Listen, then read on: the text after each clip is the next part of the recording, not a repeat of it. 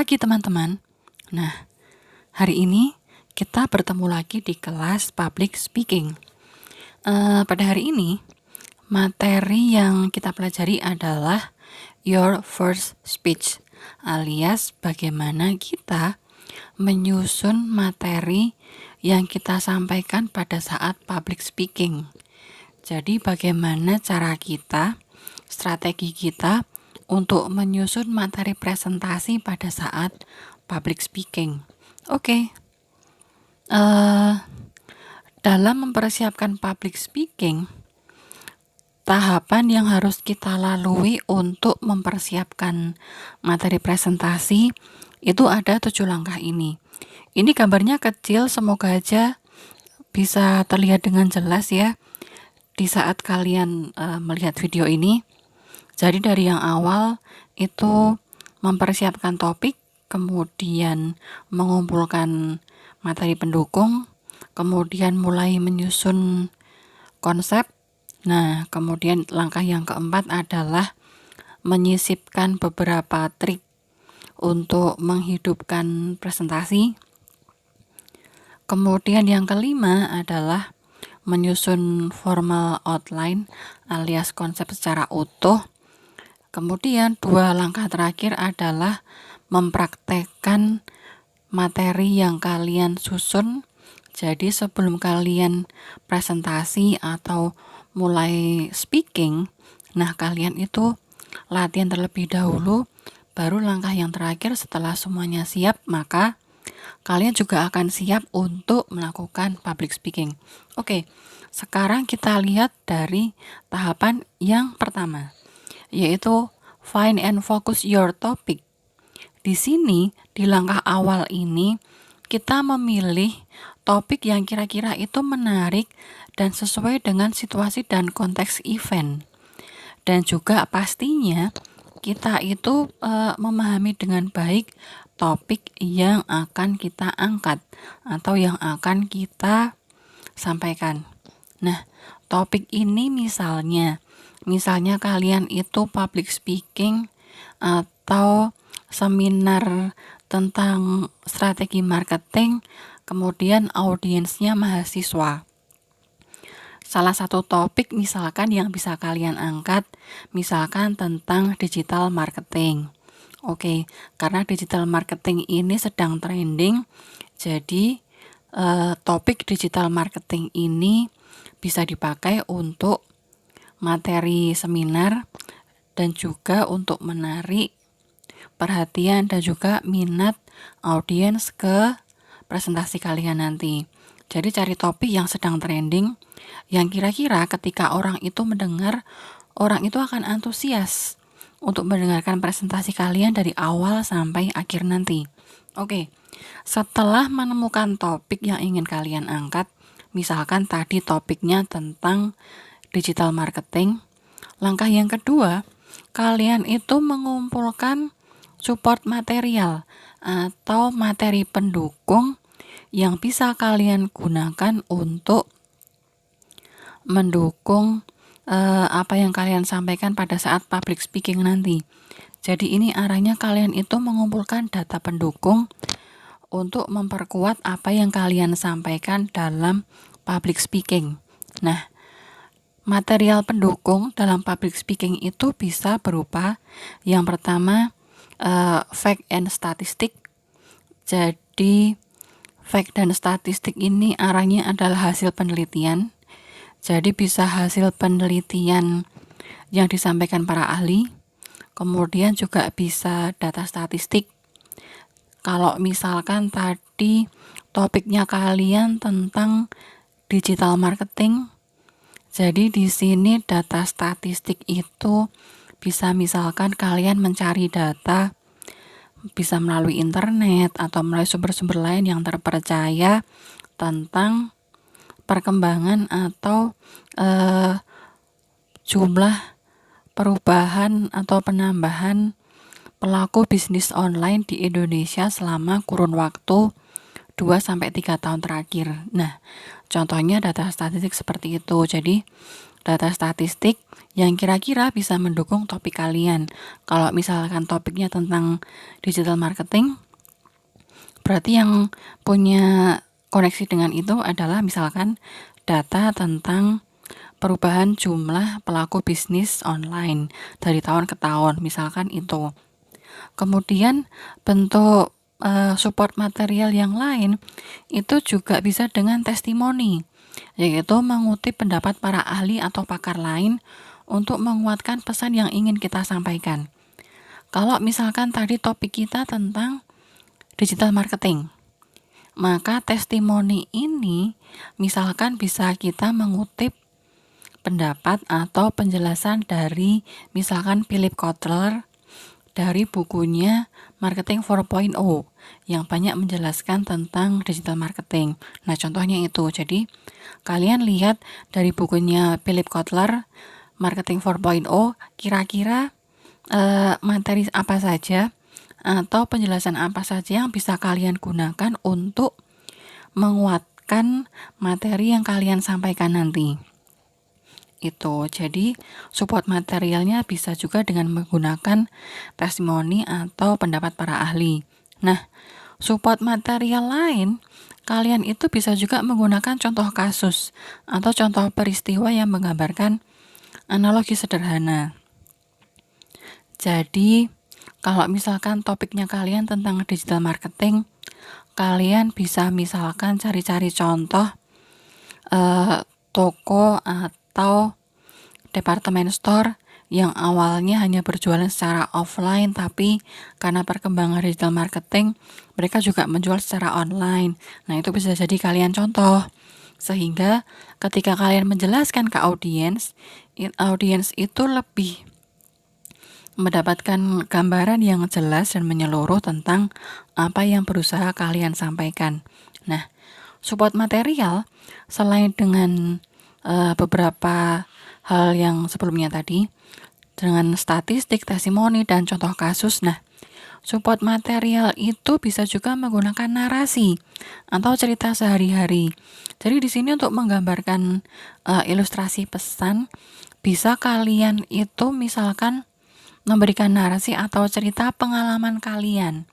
Misalkan kalian cerita pengalaman membeli barang yang awalnya hanya bisa dibeli secara offline, dan karena tempatnya jauh jadi kalian butuh waktu dan butuh effort atau usaha tersendiri, dan kemudian karena perkembangan digital marketing kalian itu merasa terbantu karena semuanya bisa dibeli secara online.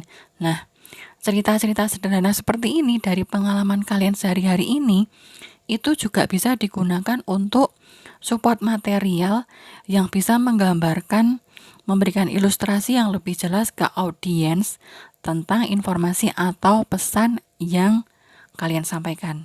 Nah, setelah kalian menentukan topik dan menentukan support material yang akan kalian gunakan untuk presentasi, selanjutnya kalian akan mulai menyusun konsep presentasi kalian. Jadi dalam menyusun konsep ini, yang pertama kalian itu menentukan thesis statement atau ide utama, atau bisa juga dengan kata lain kalian menentukan judul. Kira-kira setelah kalian punya topik, terus sudah mengumpulkan material pendukung, kira-kira judul apa yang akan saya angkat. Jadi ide spesifik apa yang akan saya angkat ke presentasi saya nanti. Kemudian setelah mendapatkan ide utama, kalian mengembangkan poin. Jadi poin-poin inti apa saja yang akan kalian sampaikan dalam presentasi atau public speaking kalian nanti. Jadi kalau misalkan public speakingnya itu tentang digital marketing, kemudian kalian sudah mengumpulkan material pendukung dari data statistik, dari contoh-contoh kasus, dari cerita kalian sehari-hari, kemudian kalian menyusun judul. Kira-kira judul apa yang menarik, yang kira-kira sesuai dengan keseharian atau kebutuhan dari audiens. Jadi misalkan kalian mengambil judul strategi marketing untuk meraih konsumen milenial. Misalkan seperti itu, karena audiens kalian adalah mahasiswa. Jadi mencari judul yang kira-kira sesuai dengan kebutuhan audiens dan juga menarik perhatian audiens juga. Nah, setelah kalian ketemu judulnya tadi itu strategi marketing untuk konsumen milenial misalkan. Nah, kalian kembangkan kira-kira dengan judul ini, strategi marketing untuk kaum milenial, kira-kira poin apa saja yang akan kita sampaikan dalam public speaking nanti.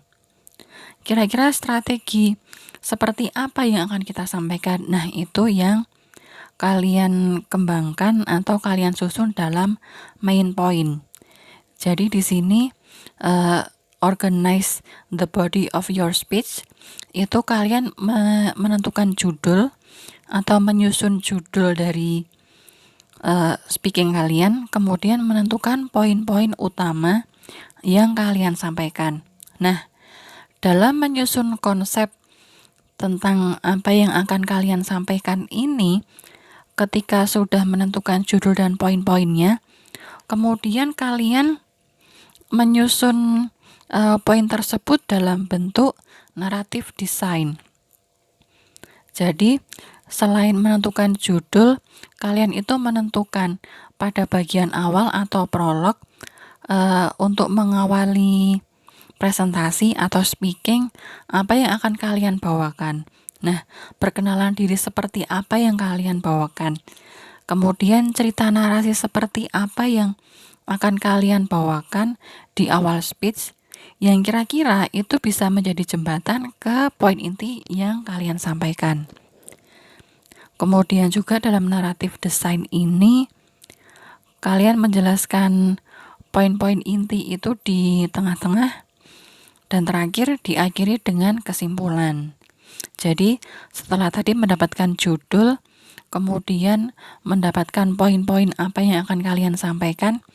Nah, poin-poin ini kalian susun sesuai format naratif design. Jadi ditata ulang apa yang kalian sampaikan di awal, apa yang kalian sampaikan di tengah-tengah atau di bagian utama, kemudian di bagian akhir apa saja yang akan kalian sampaikan. Nah, itu disusun dalam format naratif design. Nah, dalam menyusun naratif design ini, itu selain kita sudah menentukan poin-poin yang akan kita sampaikan, kita juga tidak boleh lupa untuk menyelipkan 3 hal ini: introduction, transition, dan conclusion. Introduction itu adalah bagaimana kita itu menyelipkan perkenalan di awal, sehingga apa yang kita sampaikan itu di awal ini bisa membangkitkan suasana, kemudian bisa menarik perhatian audiens. Jadi ketika tadi ada di awal itu ada prolog. Nah, prolog itu akan kalian sampaikan tentang introduction dulu, pengenalan diri dulu, yang bisa menjadi jembatan ke bagian kedua, bagian plot. Nah, kemudian di bagian plot ini, kalian itu sebisa mungkin menyelipkan transition atau memberikan clue untuk menjadi jembatan bagaimana antara poin satu dengan poin yang lainnya itu punya benang merah. Jadi apa yang kalian sampaikan itu bisa tersusun dengan baik, runtut, kemudian juga jelas dengan bantuan clue dari transition ini. Kemudian yang terakhir, masuk ke bagian terakhir, ke bagian epilog. Nah, dalam epilog ini kalian sebisa mungkin menyelipkan conclusion, yaitu menguatkan pesan dengan menarik kesimpulan dan merangkum poin inti. Jadi 3 hal ini, introduction, transition, dan conclusion, itu adalah 3 hal yang wajib kalian selipkan dalam konsep yang kalian susun. Nah, selanjutnya setelah kalian menyusun formatnya, menyusun poinnya, kemudian menyusun introduction, transition dan conclusion yang akan kalian selipkan. Nah, semua poin-poin ini kalian tuliskan dalam formal outline, atau poin-poin yang sudah kalian tuliskan tadi itu mulai kalian jelaskan dalam bentuk narasi paragraf. Jadi dalam formal outline ini kalian tuliskan dari awal topiknya apa, kemudian judulnya apa, kemudian poin-poin yang kalian sampaikan tadi mulai dari prolog, plot, main point, kemudian epilog. Nah, tiga unsur ini kalian jelaskan dalam bentuk narasi paragraf, kemudian diakhiri dengan kesimpulan. Setelah menyusun poin-poin dalam bentuk narasi paragraf ini selesai, next, 2 langkah terakhir yang harus kalian lakukan adalah kalian melatih dulu, mempraktekkan dulu bagaimana kalian akan membawakan speech atau presentasi ini. Nah, dalam praktek ini sebisa mungkin kalian itu membayangkan seperti situasi yang sesungguhnya. Jadi kalian itu mempraktekkan kira-kira kalau saya sudah di hadapan audiens, saya akan membawakan presentasi ini dengan gaya seperti apa.